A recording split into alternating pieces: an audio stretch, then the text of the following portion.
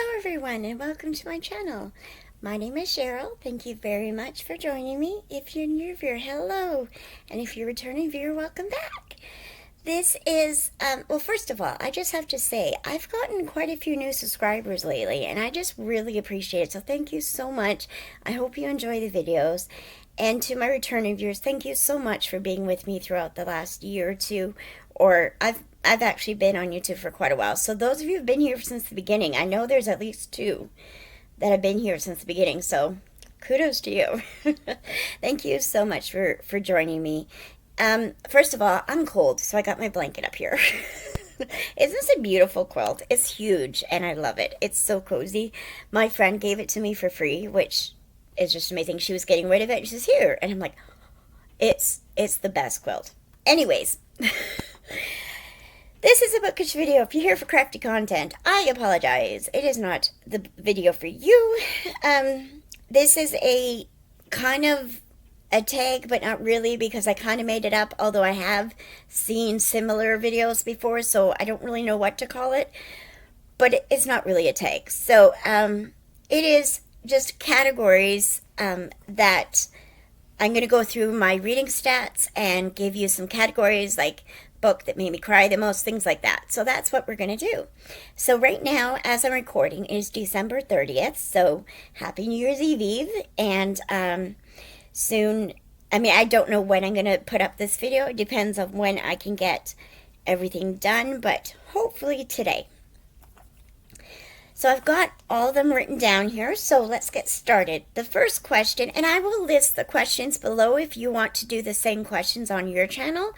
Feel free to do that. You don't have to ask me for permission, but please do let me know if you do them, because I'm an adult, honest, but that makes me laugh. If you do I keep wanting to say do now. If you do these questions, let me know, and so I can watch it, because that'd be great. So the first question: how many books did you read this year? I read 82 books. I'm very happy with that.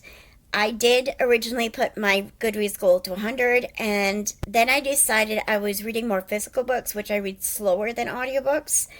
So I put it down to like 85, and then I put it down to 80 in the beginning of November. And I read 82 books, so I'm very happy with that. Most of them were physical, so I'm very happy with that.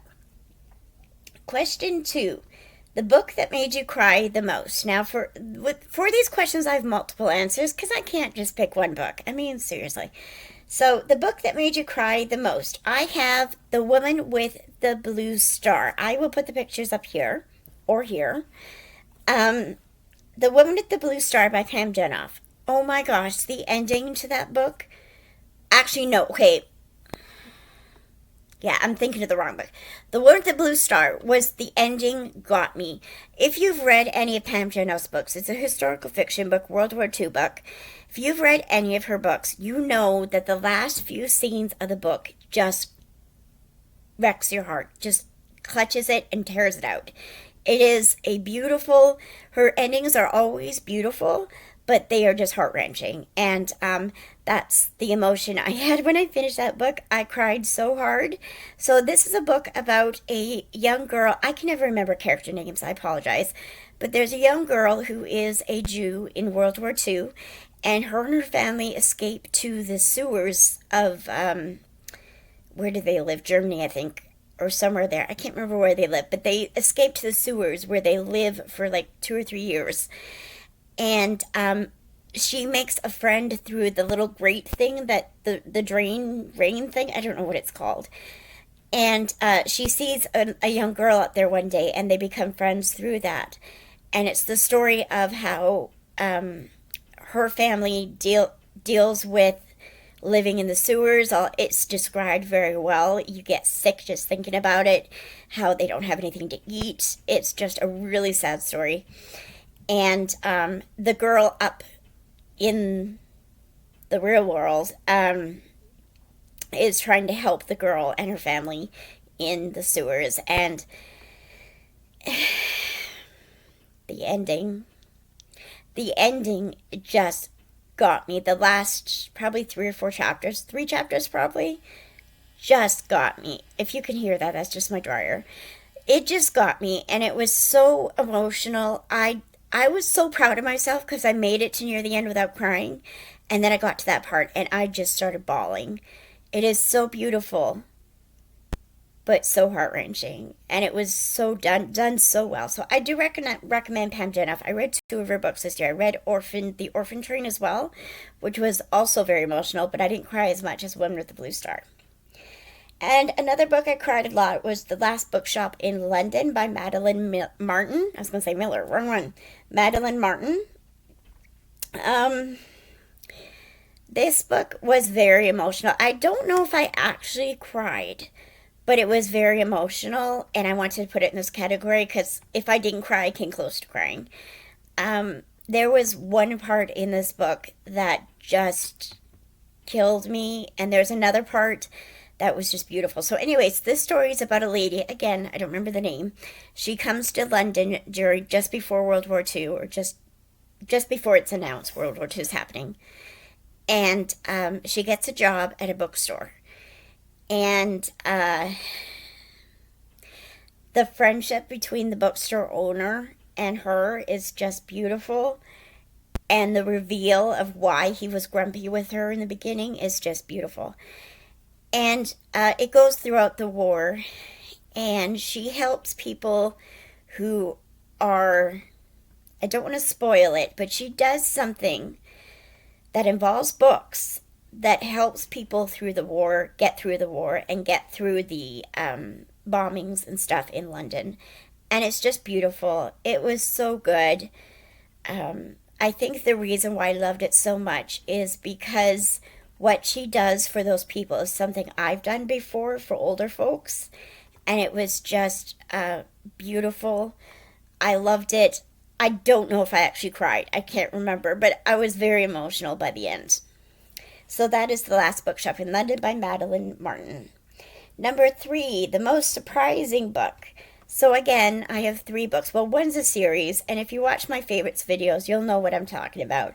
That is Heartstopper, volumes 1 to 4. I did hear volume 5 is coming out next year, and I'm so excited. But Heartstopper is a YA gay romance, and it's so much more than that, though. It's beautiful. It's got all the representation in it.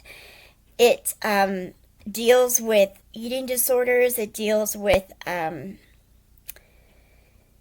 coming out as a gay person and as transgender and a few other things.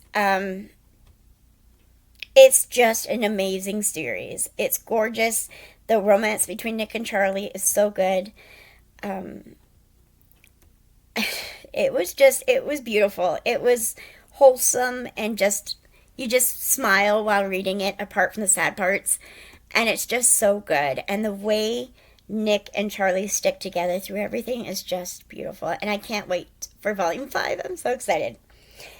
The next one for that, the most surprising book, I put In the Company of Witches by Orly Wallace, which I have right here. I just finished it last night. So really at the end of the year. Excuse the library thing, but In the Company of Witches by Orly Wallace. Don't you love that cover? I love that cat. She kind of looks like a lion in that, but she's not. Anyways, this book is a cozy, and I love cozies, so I'm not surprised that I liked a cozy. What I was surprised is that this book is about witches, and I'm not really into paranormal kind of cozies. I tried this because I heard it was really good, and I tried it, and it is hilarious, and that's the surprising part. The witch part of it was hilarious. It was so good. The characters were funny. They were, just the banter between the two aunts. So this is about a lady named Bryn. And she has 2 aunts named, I can't remember what the names are, but they are hilarious. Now, Bryn and her aunts are witches. They don't announce that they're witches to anybody because, they're outcast. So in their small town, nobody knows they're witches. Bryn has lost her magic, basically, because, and this is a major part of the book and is a trigger warning for some people, so I just want to mention it. Her husband died before the book starts. So she's dealing with grief, and because of that, her magic goes away. She can't perform magic anymore.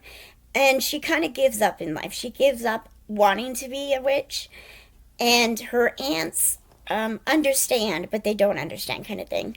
So Bryn goes through a lot of things in this book, and I love that. And the aunts just love her to death. There's 2 aunts. They love her so much, and they just want the best for her. And the banter between the three of them, is just hilarious.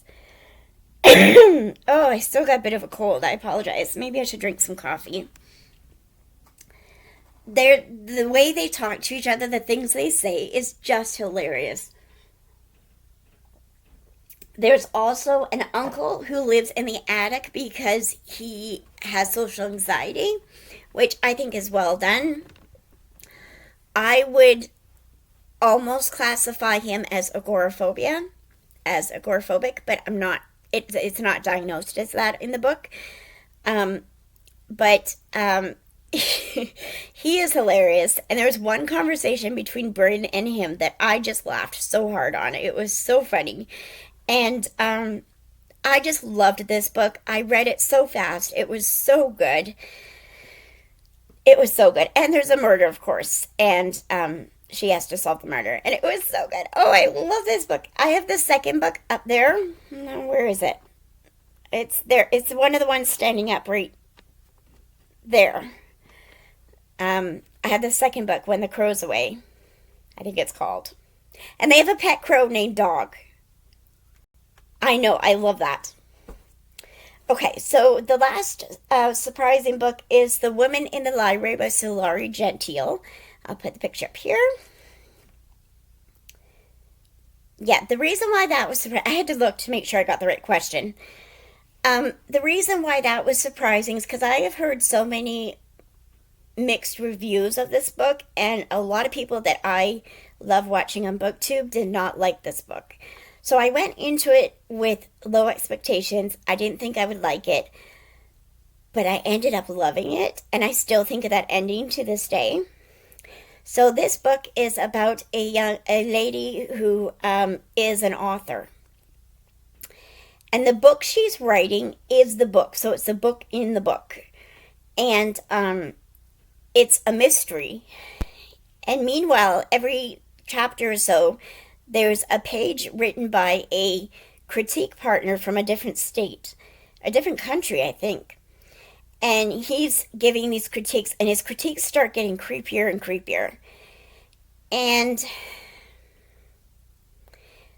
the murder mystery happens, and you don't know if it's really happening, or if it's in her book that's happening.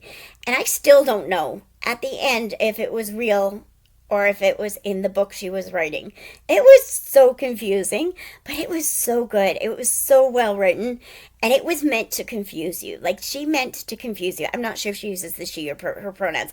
They meant to confuse you. It was so good. It was so good. I really enjoyed it. And I'm looking forward to reading more from Sulari Gentile. I know that they have another book out.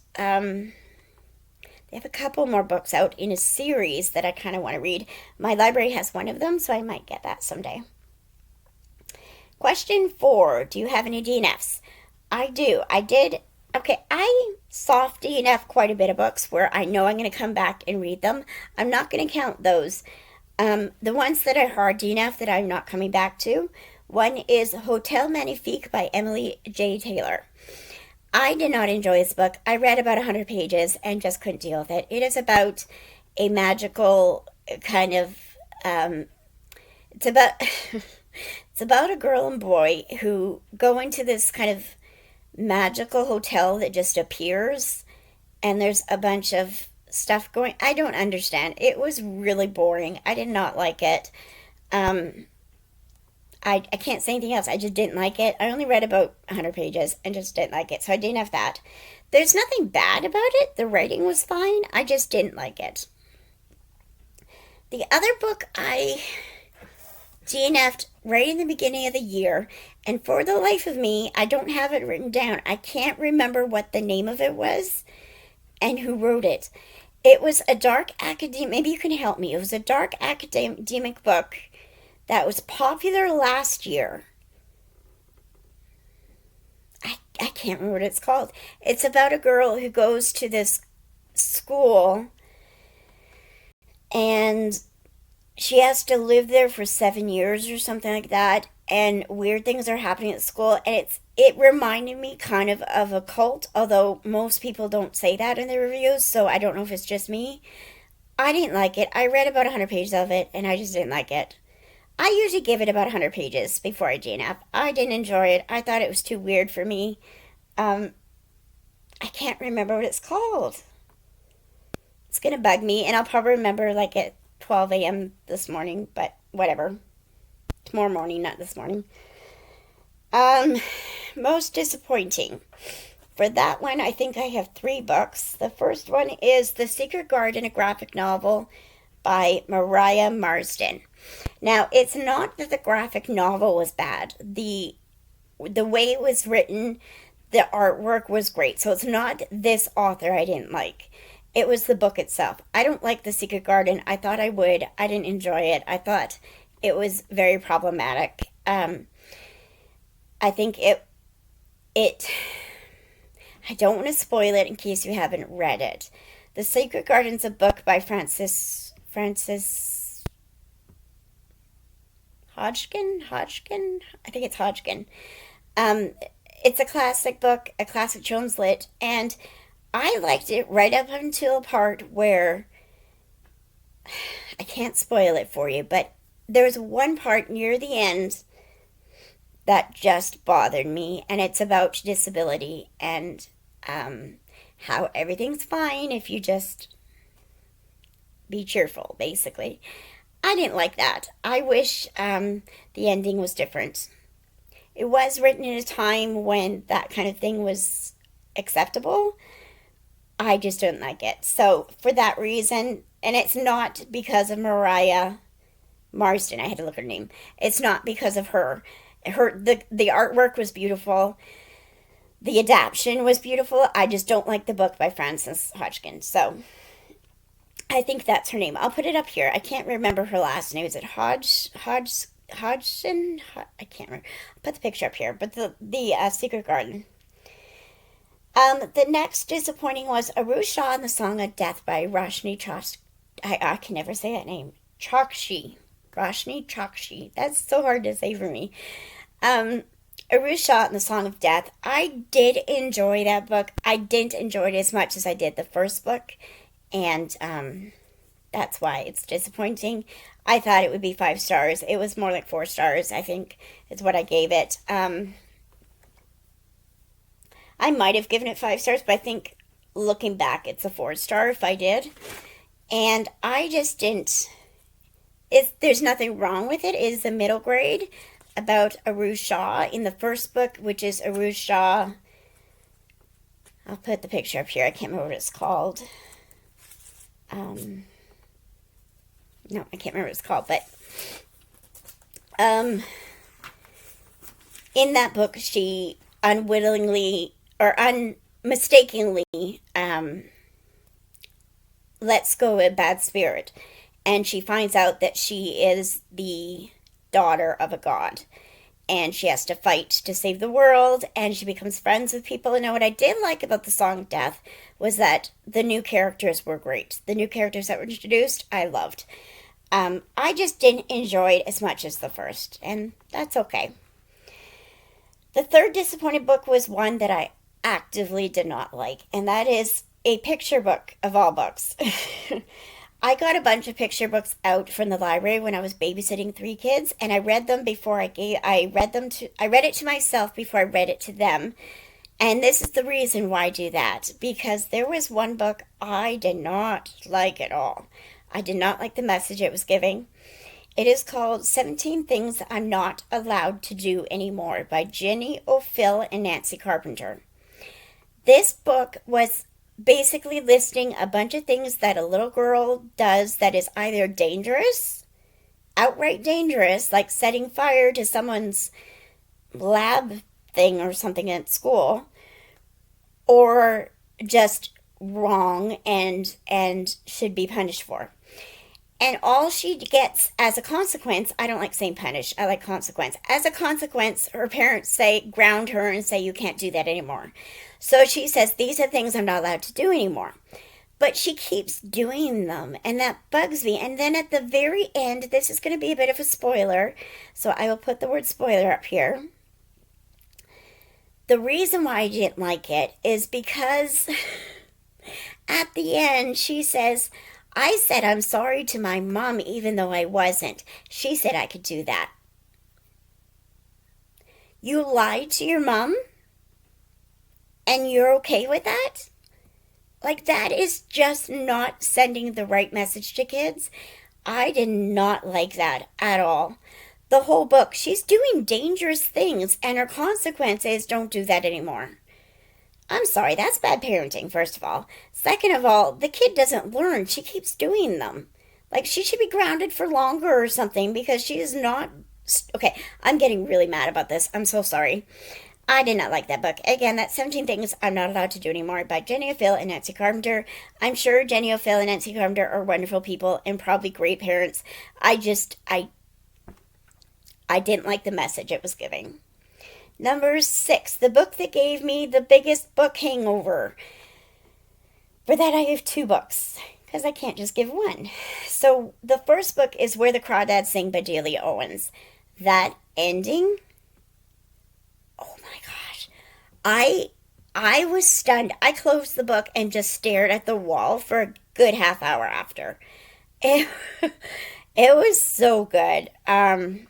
This book is about a girl who lives in the marsh, and her parents abandon her, and her family abandons her, and she has to raise herself, kind of thing. And this is in the 1950s, I think.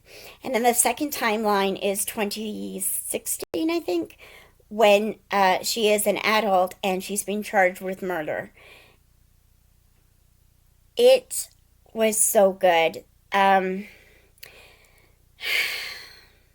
It's very, I know a lot of people don't like this book. Also, the author is problematic. But a lot of people didn't like this book just because of the slowness of the book. It is a very slow burn, very everyday kind of writing. Like, it's writing about your everyday life. It's not action, action, action. It's like slowly going through the life of a little girl. And I loved it. It was so good. The characters, you get to love the characters and hate some characters. And I was so passionate about that book. It was so good. Again, the author is problematic. I don't know for sure, but I heard a rumor that she's wanted for questioning in a murder in a different country. I don't know for sure if that's true, but that's what I've heard. Don't quote me on it.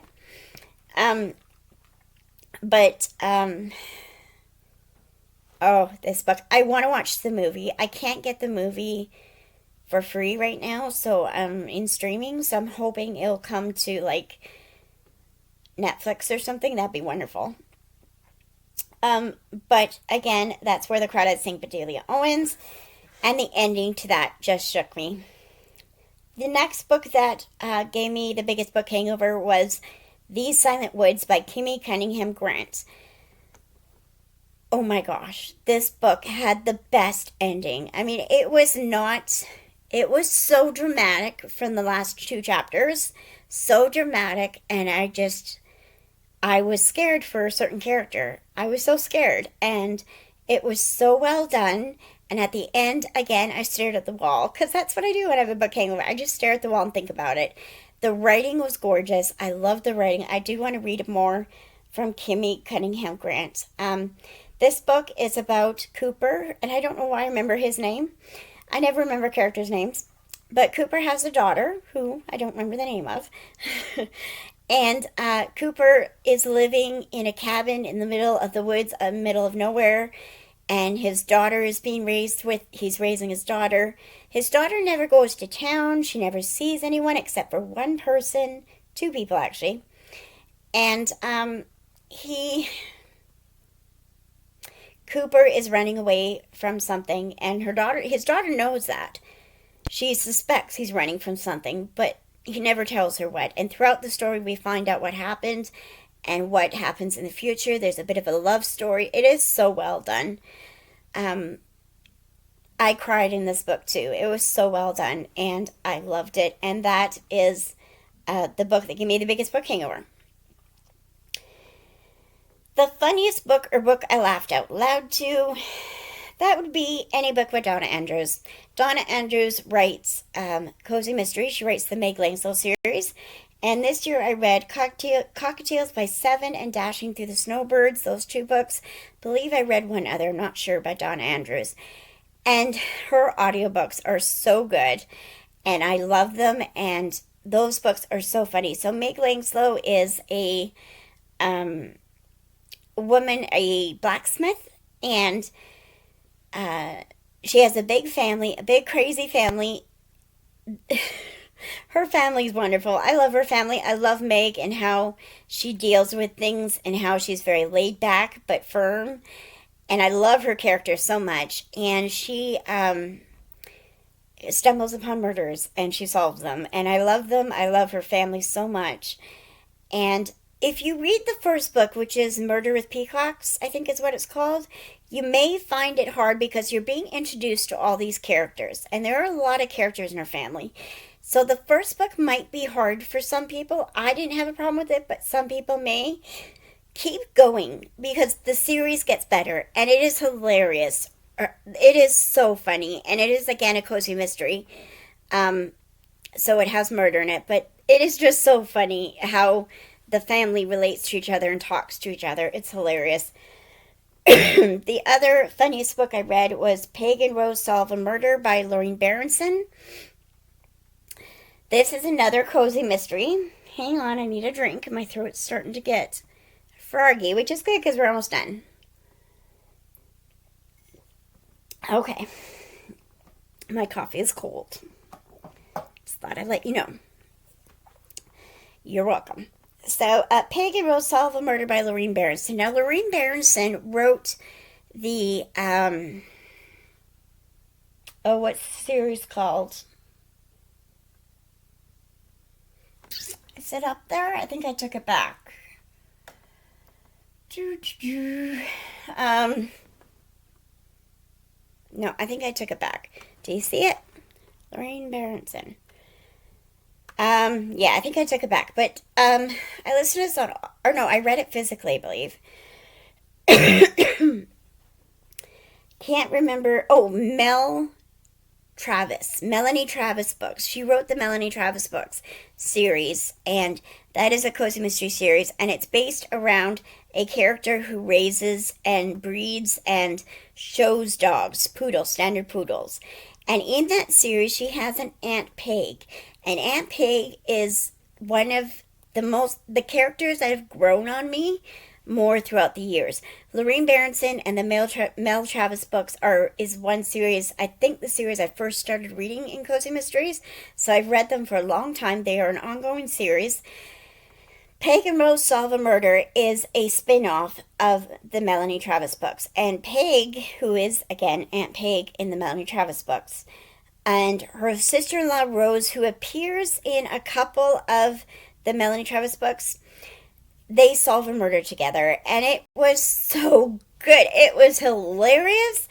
They're estranged. They're sister-in-laws. They're estranged, which you find out why. And it is so good the way they talk to each other and how they become friends again and end up loving each other again and just solving a murder. It was so good. And again, Peg breeds and what was I going to say? Breeds and shows dogs, and she's also a judge in quite a famous judge in the book, and for dog shows. I'm gonna get it out there. I just can't talk right now. And she has a bunch of standard poodles as well, and I love them. They're characters on their own, and they're just wonderful. So Peg and Rose Solve a Murder is another funniest. Most romantic. I don't read a lot of romance, And when I do, they're usually Christian romance. So the first book I have is a Christian romance, and it is A Treasure Concealed by Tracy Peterson. This is a Christian romance historical. It is about a girl, I forget her name. She lives with her dad in the woods, kind of thing. And she is an adult, and she feels like she's never going to get married. She's an old maid. And I can't remember. I listened to this on audio, and it was just a few months ago, and I loved it, but I can't remember what exactly happens. I know that I cried a bit in it. I related to the main character a lot, being that I'm 45 and not married and wish I was married. But the romance in this, I can't even. I know that the guy comes. He comes to the small town where they live, and I know that the meet cute is hilarious. The meet cute was so good, and I loved that. And from then on, I was in love with him because I just liked how he reacted to it, and I just thought it was cute. And the romance was just beautiful. It's a typical historical Christian romance. Young, I mean, I call her young. She's like 29. She's an old maiden back then, but I think she was 29, and she doesn't think she's ever going to get married. She's not beautiful enough. And then this rich guy comes, and she thinks, oh, he's never going to fall in love with me. And then he does. And it's just so beautiful. So I like that.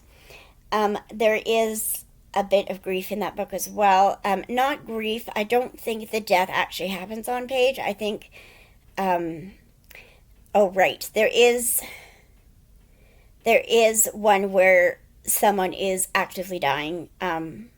And there is a scene where someone does die, and that scene was very powerful because I'm not supposed to like this person who died, and yet the scene was just beautiful, and I kind of felt bad for him. So that is A Treasure Concealed by Tracy Peterson, and the treasure in that too, there is a bit of a treasure hunt kind of thing where her and her dad are very poor, and the winter is very hard, and he's mining for some minerals and stuff, and yeah, I'm not going to say anymore. The second most romantic book was The Seven Sisters by Lucinda Riley. Now, I preface this by saying there is an affair in this book. I am not for affairs. I don't agree with it. Cheating is wrong no matter what. But I still really enjoyed this book. I enjoy how it was handled. The affair was handled.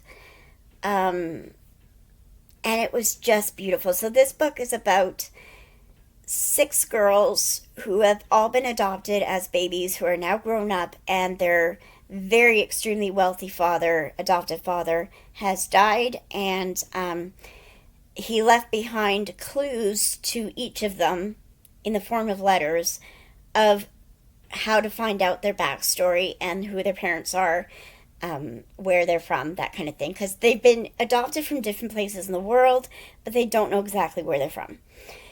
So this is the story. I believe her name is Maya. I can't remember for sure. She's the first sister, and she goes back to, and it's called The Seven Sisters because of the constellation, the Seven Sisters.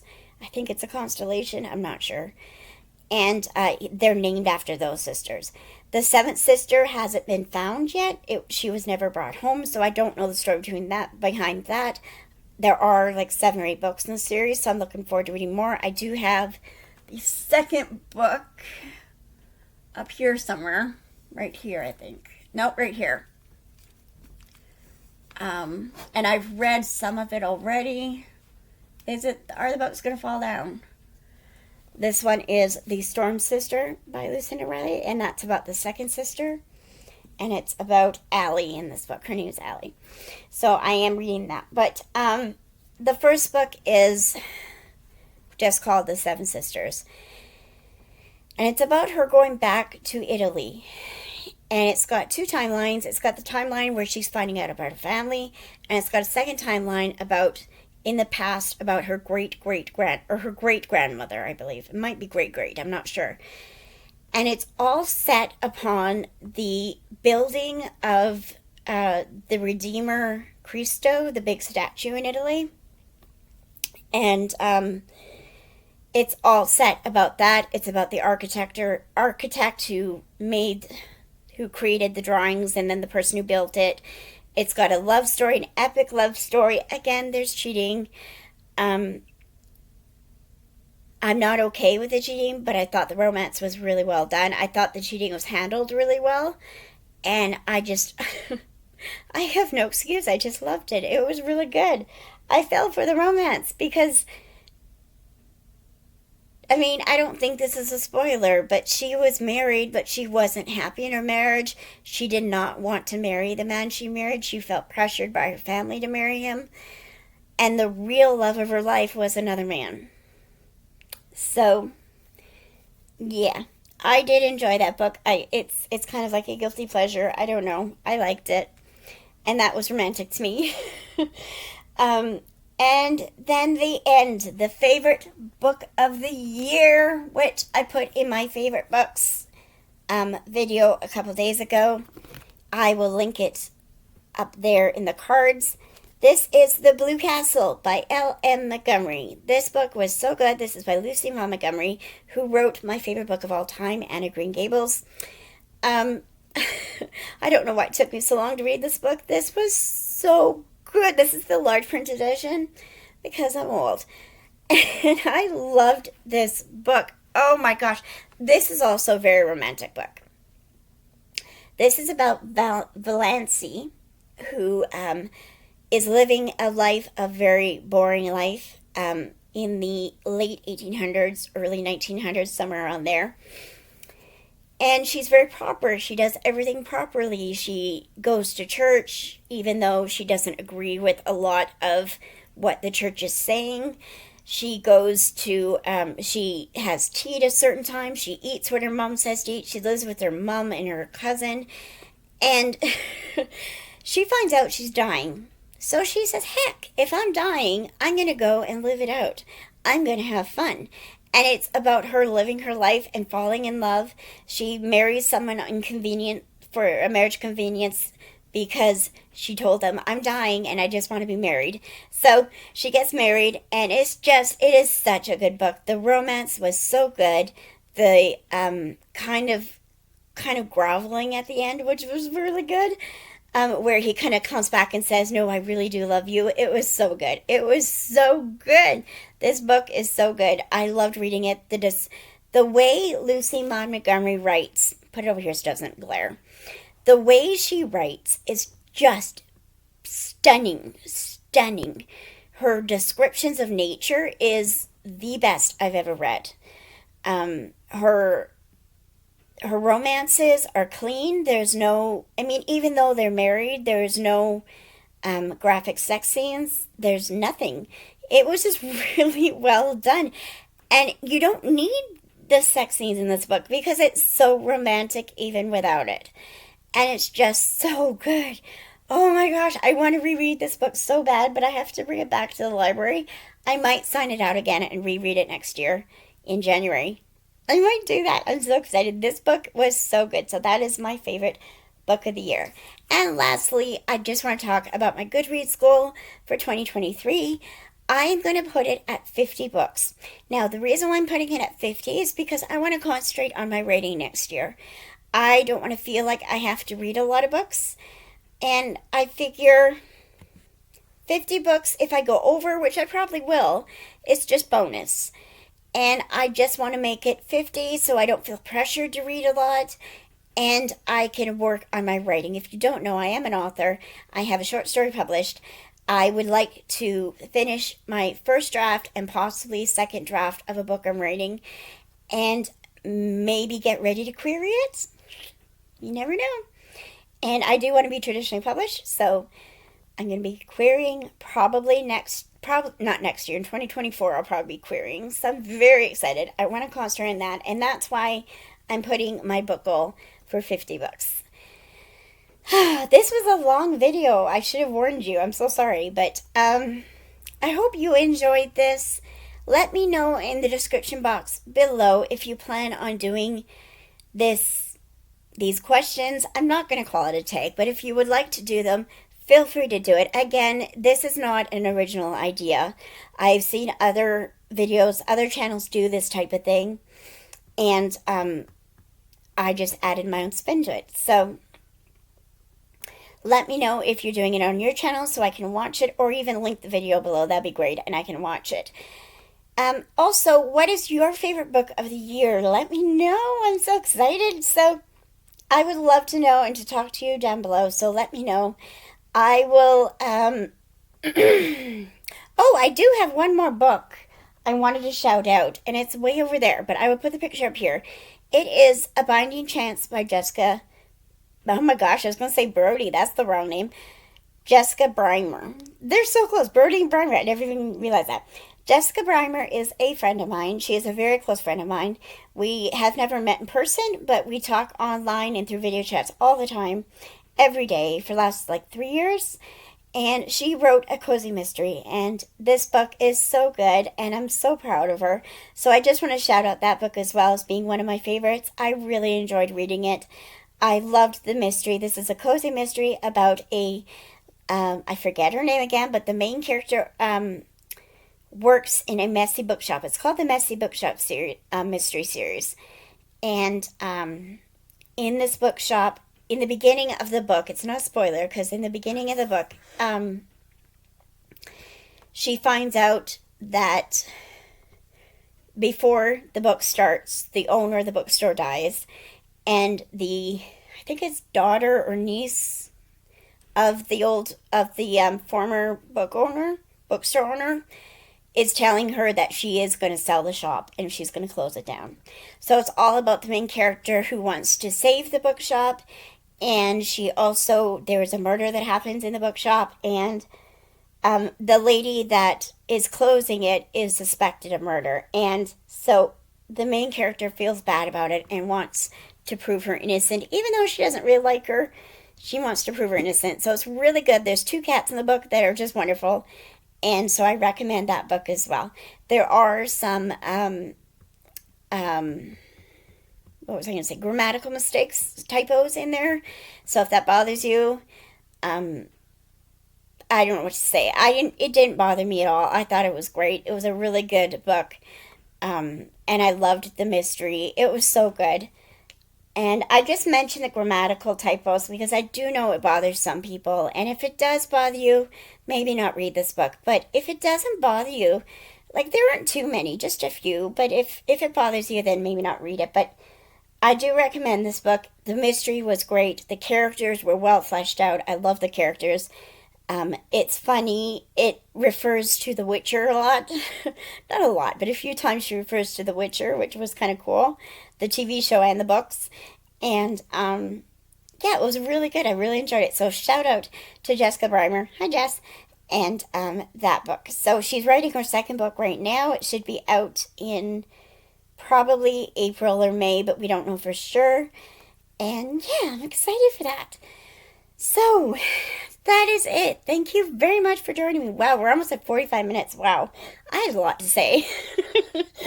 Thank you very much for joining me. I hope you have a wonderful New Year's Day.